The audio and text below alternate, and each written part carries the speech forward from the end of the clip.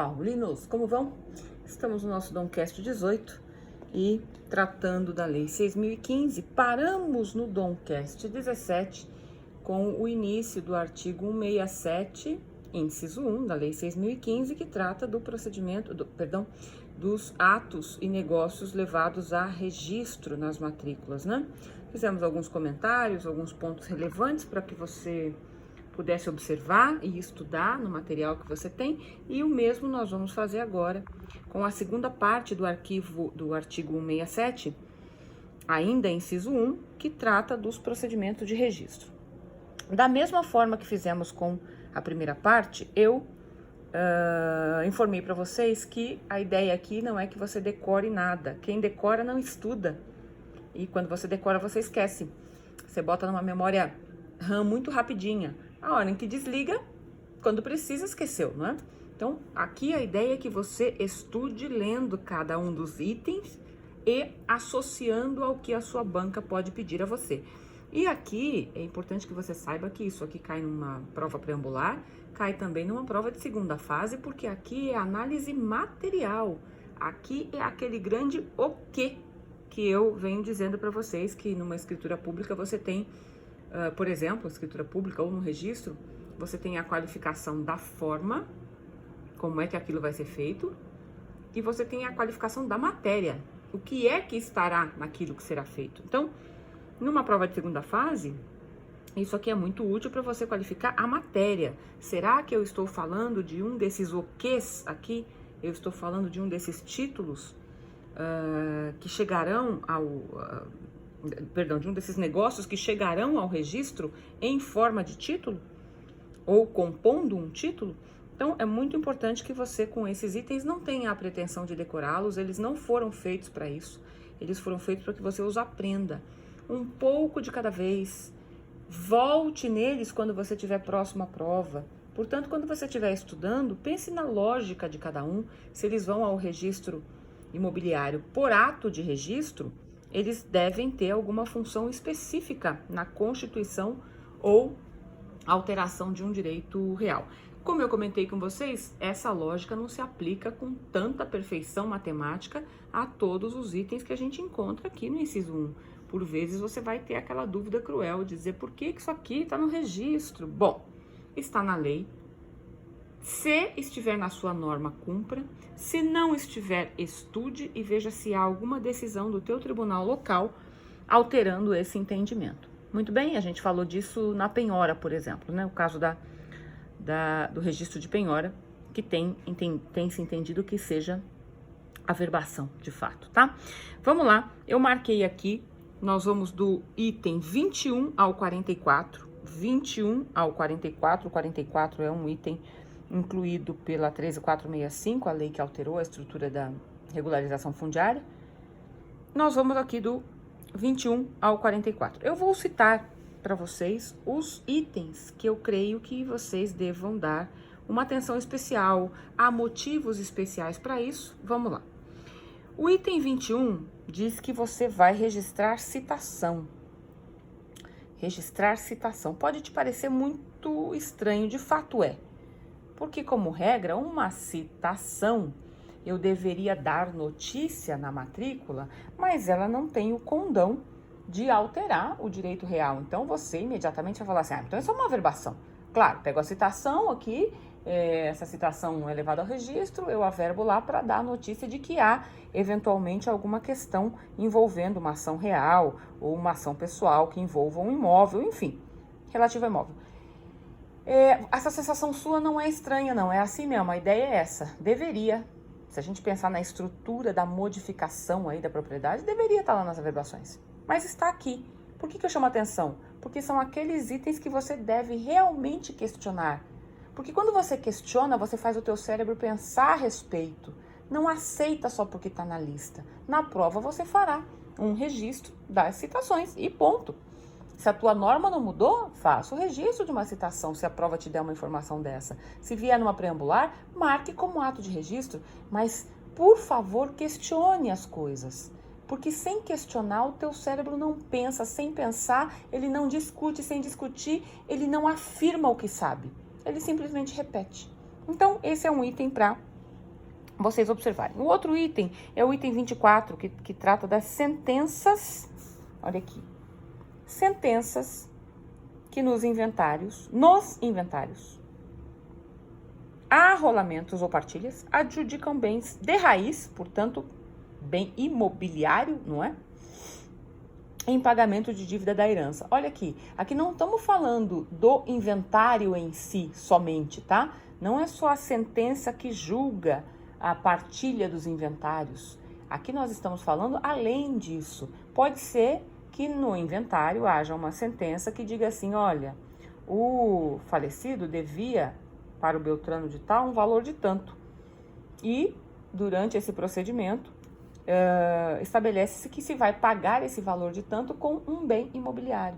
É esta a sentença de que está tratando esse artigo 24. Então, não apenas aquela que define as partilhas, o imóvel A fica com fulano, o B fica com Beltrano. Aqui temos mais, temos além do A com fulano, B com Beltrano, temos um imóvel que paga uma dívida daquela herança. O 25, eu separei para vocês porque é um item interessante, é um item que não se usa, é uma pena, deveria se usar inclusive por escritura pública, mas eu não quero que vocês deixem de passar por ele e perceber, tá? O 25 fala dos atos. Que ato? De entrega. Entrega do quê? De legado. Do quê? De imóveis. Mas, espera um pouquinho, se tem legado, bom, legado você sabe, né? Só pode ser deixado em testamento.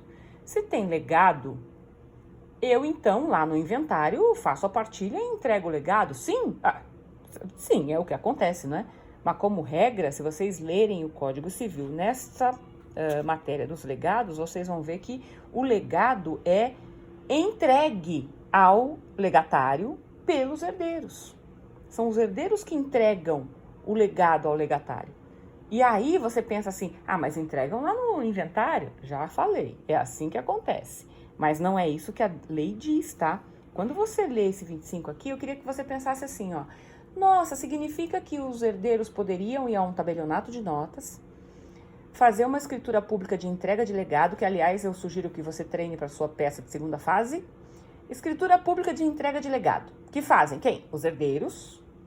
Para quem? Para o legatário, aquele nomeado em testamento. Porque enquanto não há esta entrega, lembrem-se, o legatário não entra na posse do bem. A posse do bem precisa ser dada, entregue ao legatário, diferente dos herdeiros, né? Então, aqui há um ato interessantíssimo de entrega de legado de imóveis, quando nos formais de partilha, na sentença de adjudicação, inventário, arrolamento, quando não há partilha. Então, veja, ele fala isto quando não há partilha. Então, se não houver partilha, digamos que seja uma adjudicação. A adjudicação vai ser para o herdeiro, um único, e para um legatário que tem um legado. Ou a adjudicação vai ser inteira para o legatário, porque eu não tenho herdeiro. Então, aquele testador deixou como legado a alguém um imóvel X, ele não tinha herdeiros. Eu vou ter um ato de entrega. Quem entregará, neste caso de não haver herdeiros? Uma sentença. Esta sentença, num inventário sem herdeiros, entrega um legado. Então, veja que o 25 é um item muito interessante de se estudar, mesmo. Não é um item para passar batidas. Já é inventário. Lembra, foca, pensa, desenha, pergunta e responde. Porque aí podem te perguntar como queira, até na prova oral, e você está preparado e não vai ter que reestudar isso. Separei também o item, na nossa sequência aqui, o item 29, que fala da compra e venda pura e condicional. Muita gente pergunta assim, nossa, mas a compra e venda, se não for paga, e se tiver uma condição resolutiva ou suspensiva, ela pode ir para registro? Não só pode, como deve. Tá aqui, né, no 29 para vocês.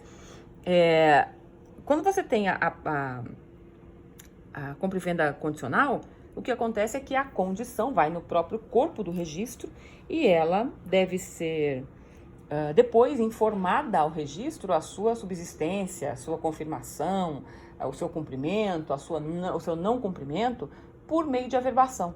Cumpriu-se a cláusula suspensiva que havia ali, cumpriu-se o pagamento, portanto, resolveu-se da maneira correta, ou resolveu-se porque não se cumpriu o pagamento, então esta compra e venda não se efetivou. Isso aqui é a prova de que a compra e venda tem as suas cláusulas citadas no corpo do registro, tá? Depois, eu citei para vocês o 32, transferência de imóvel à sociedade, já sabem que isso não exige escritura pública, é uma pena, pode ser feito por escritura pública, é uma excelente peça para você treinar, mas não exige porque, como regra, pode ser feito por um contrato particular. Este contrato vai à junta comercial, obrigatoriamente. A junta comercial, quando estivermos falando de sociedades empresárias, claro, né? A junta comercial chancela esse contrato e ele é levado ao registro de imóveis para transferência da propriedade dos sócios para a sociedade. Aqui há um detalhe importante, vejam as diversas decisões que já houve a respeito do RCPJ. Esse artigo aqui é previsto para a entrega de bens à sociedade e a lei das juntas comerciais, a 8934, uma antes da nossa, né? Ela trata das empresas, das sociedades empresárias. Portanto, quando você tiver uma sociedade não empresária, simples, que vão ao RCPJ, já se decidiu. A escritura é necessária porque a exclusão está feita para a sociedade empresária, não para a não empresária. A escritura é necessária e, evidentemente, vai-se ao RCPJ, não à junta comercial. O registro, o RCPJ registra essa informação, mas evidentemente, claro, né? Registro de imóveis registra a transmissão da propriedade. No caso do contrato é que vai ao RCPJ, não sendo a sociedade empresária, você precisa de uma escritura pública. Muito bem, vamos ao próximo item, que é o 34, separei aqui para vocês, a desapropriação, registra-se, amigável, sabem que é um contrassenso, mas tudo bem, vamos lá, tá aqui e existe e acontece, a gente faz muita escritura disso, e as sentenças que, num processo de desapropriação, fixam o valor da indenização. Então, cuidado aqui, tá? Ele não tá dizendo a sentença que julga a desapropriação ou a sentença que desapropria. Ele está dizendo a sentença que fixa o preço. Então, você pode ter uma sentença anterior à desapropriação ou em conjunto com a desapropriação que fixe o preço. E ela vai a registro. Atenção com esses termos do 34. Lembra, gente, o que estamos fazendo aqui mesmo? Desenhando para você, né? Por quê? Porque você passa batido nisso aqui que eu sei. E aí? E aí chega na prova preambular, aparece assim, ó, da sentença da uso capião e da sentença que fixa o preço. E você fala, não, se a sentença é de uso capião, a que fixa o preço não vai para registro. E vai, tá aqui, né? Se eu fixar só o preço, eu vou levar a sentença a registro? Como regra, vou, mesmo que não tenha se definido ainda a desapropriação ao final, tá? Outro item que eu entendo relevante para vocês é o item 41, que fala da legitimação de posse. Legitimação de posse. Olhem bem, é um item que faz com que a posse vá ao registro da propriedade, não é? Vai. Não, mas posse não vai. O que o ente público faz é dizer, esta posse está legitimada, por favor, registrar. E você faz o quê? Registra a posse? Registra a posse. Assim que é, tá? Mas eu coloquei ele aqui para que você faça um comparativo. O 36 fala da emissão provisória na posse de ente público, tá vendo? É muito pior. Então, entre o 41, que legitima a posse, e o 36, que dá uma emissão provisória para os entes públicos ou para as entidades delegadas, veja, se eu estou com uma posse provisória, ele vai para registro? Por quê? Porque eu vou dar publicidade? Não, é porque quando você dá a posse provisória para um ente público, como regra geral, não haverá reversão. Aqui, a estrutura da posse do ente público no registro é taticamente uma propriedade, né? Tanto é verdade que, se você olhar aqui o 36, você vai ver que há, inclusive, a possibilidade de cessão e promessa de cessão. Veja como é altamente definitivo, né? Porque eu vou emitir temporariamente na posse, prometer ceder a posse, ceder a posse. Isso aqui é uma propriedade, né? Estamos falando de órgão público e você chama de posse Uma lei à propriedade, tá? Porque é o que acontecerá no futuro. Nós temos aqui uma comparação importante para terminarmos com o 40, falei do 41, a legitimação, e vou falar agora do 42, mas quero que vocês observem o seguinte: o final desse artigo 1671, ele trata muito das questões administrativas, tudo, dali para baixo, do 37 para baixo, mais ainda, né, do 36 para baixo, que envolve estados, municípios, depois o 37, que é termo administrativo, né, que concede um uso, daqui para baixo eu quero que vocês prestem atenção. Tem uma função pública, administrativa pública muito grande aqui, tá? Esse termo aqui do 37 pode ser termo ou sentença. Repare nele. Concede uso especial. Por favor, não confundam com o 40. Não confundam. O 40 trata de contrato de concessão de direito real. Então, se você volta aqui para o 37, termo e sentença, concessão de uso. Vem para o 40. Contrato do quê? Direito real. Separe essas duas coisas para você não errar na prova. Costuma vir como pegadinha. O que é onde entra o contrato, aqui no direito real, e onde entram os termos e sentenças, aqui no uso especial. É uma confusão que alguns candidatos fazem, tá? Por último, o 42, converto legitimação de posse em propriedade. Converto.